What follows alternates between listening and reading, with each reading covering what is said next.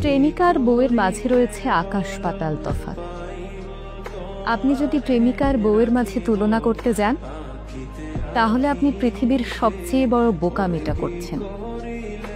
আপনার বউ আপনার জন্য রোজ রান্না করবে, তাই প্রেমিকা থাকাকালীন তার রান্নার স্বাদের সঙ্গে বর্তমান রান্নার স্বাদের তুলনা করা হবে বোকামি।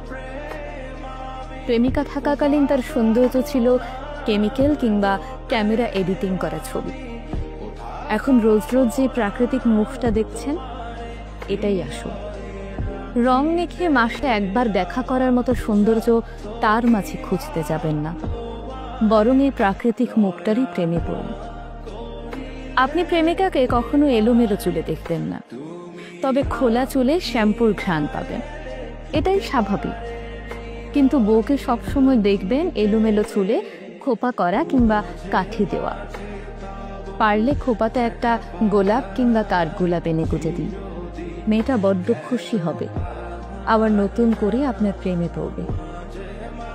পূর্ণিমা রাতে প্রেমিকা হয়তো ফোন গল্পের অপেক্ষায় থাকে, কিন্তু বউ হয়ে যাওয়ার পর ক্লান্ত শরীরে লম্বা ঘুম দেবে।